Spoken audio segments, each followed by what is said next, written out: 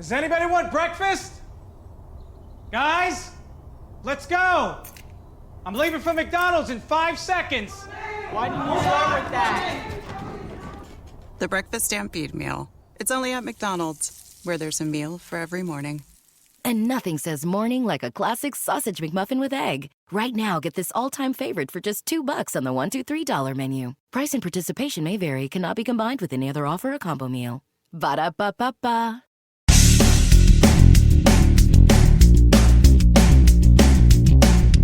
This is No BS Job Search Advice Radio, episode 1760. I'm your host, Jeff Altman, the Big Game Hunter, and welcome to another wonderful episode of this show. Yeah, I'm in a silly mood, and excuse me for playing a little bit. I work hard as a coach. I work hard creating content for the podcast and for YouTube. It's a full day for me, and I'm punchy. And it's one of the reasons I decided to do an AMA today. 5 questions. I'll let you listen to the show. I think you'll find it interesting stuff. And with that, let us just get going, okay? I thought I would do an AMA today and ask me anything because I've received a number of questions and I've been sorting them out into different categories. And I got to the point where I had 5 questions about interviewing. So I thought I would cover the 5 questions. Now, some of them involve after the interview, but that's okay. It still involves interviews in one way or another. And the first one, oh, by the way, if you're interested in my coaching you, connect with me on LinkedIn at linkedin.com/IN/the Big Game Hunter. Mention that you saw this video. I just like knowing that my stuff has been helpful. And after we're connected, and you'll hear more about that at the end of the show. After we're connected, message me through LinkedIn. We'll set up a time to speak. So here's the first question. Ready? How long should I wait after the second interview? I'm assuming after the second interview to follow up. Now, you really shouldn't need to.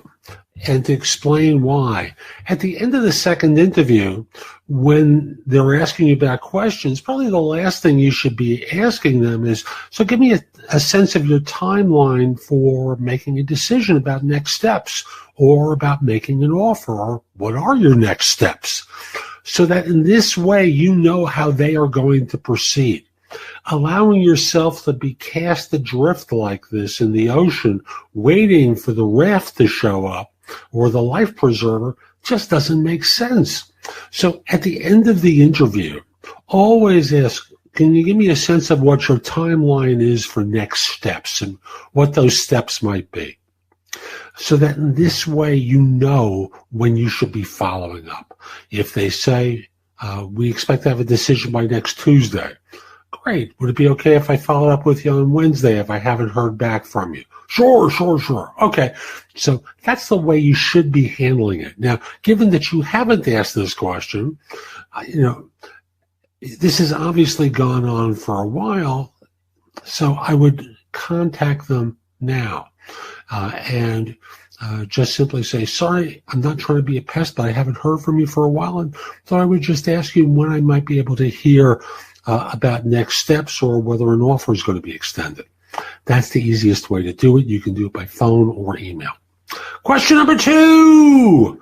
My recruiter said, good news, we are looking at an offer for you by the end of the week. Stay tuned. What does this mean? So let me crack the code. They're excited because they're smelling commission. So they're saying, good news, we're expecting an offer for you by the end of the week. I'll be in touch once I get it. That's really what it means.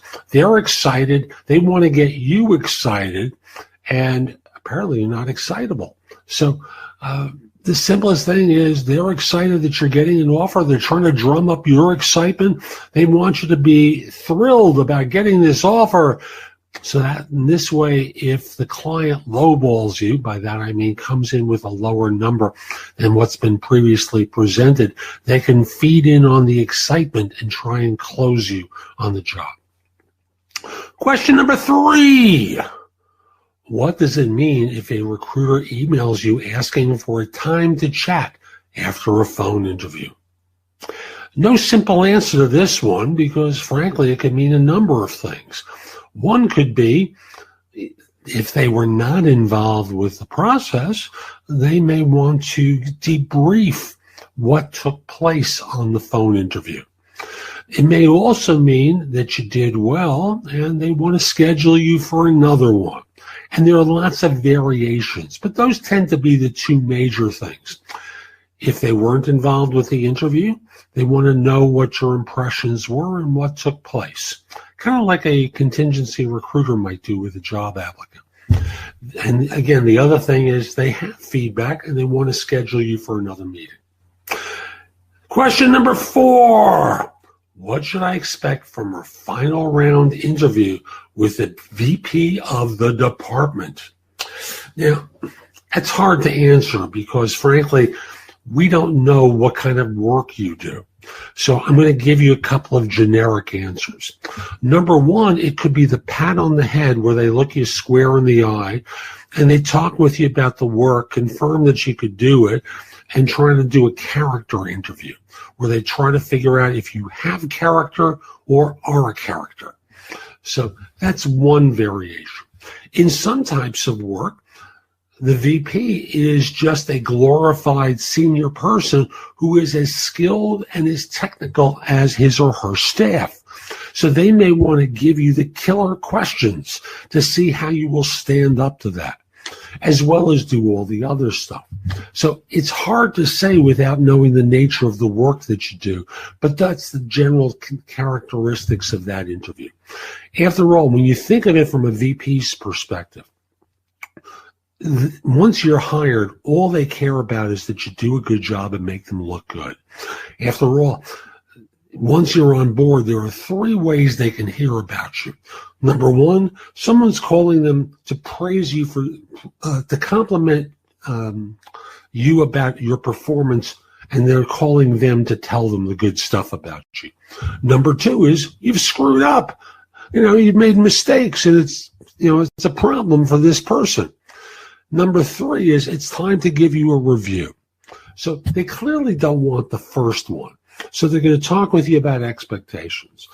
The second one, they don't want the second one, so they're going to talk with you about expectations. The first one is the one that makes them look good because it's kind of like a parent. A teacher calls up and says, little Sally, little Ramesh was very good in school today, and we wanted you to know. It makes them look good as a parent.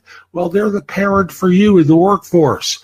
So they want to be looking good, and time to give you a raise or a review. Hey, that's a neutral for them. Number 5, last question. How long does it take after the final interview to receive an offer letter? Now, I'm going to give a U.S.-centric answer here because I don't know what it's like in all nations under all circumstances. So a U.S.-oriented answer. The short version is, have they made you the offer orally yet? Assuming that they have, normally you'll get the offer letter emailed to you within 24 to 48 hours. Some firms will FedEx it to you so that you have a printed out copy. But most firms these days will send a PDF to you under the premise that the file will be locked. You can't change the data in there. And they want to get you to sign off on this and send it back to them as quickly as possible. So once the offer has been orally extended and you have orally accepted it, they will send a written offer letter to you normally in 24 to 48 hours. The reason they want you to accept it orally is they don't want to take the time to have an admin print this out and fill in the fields for your name, address, phone number, what the numbers are, what the title is, etc. It's a waste of admin time. So they want you to orally accept the offer first before they send you the offer letters. So that's today's show. I hope you found it helpful. And if you did, here are a few more ways to get more from me.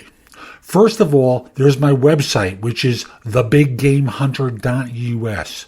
I have more than 8,000 blog posts there that you can watch, listen to, or read that will help you find your next job. In addition, if you're interested in my coaching you, at the site there's a button there that says schedule. Schedule time for a free discovery call. Schedule yourself in for coaching, interview preparation coaching, salary negotiation advice, how to have your questions answered, or coaching related to hiring more effectively, managing and leading, helping you be a better executive in your organization, and overall being a better employee of your firm. You can also connect with me on LinkedIn at linkedin.com/IN/The Big Game Hunter.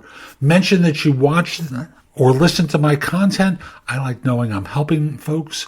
Once we're connected, if you're interested in coaching, let me know. I think it's easier at the website, but if that's the way you want to do it, so be it.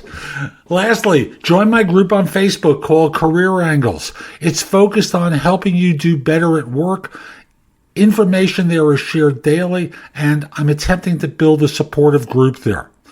Ask to join. I'm not letting recruiters in, so I want to make it a safe place for everyone. I'll be back tomorrow with more, and in the meantime, I hope you have a great day. Be great!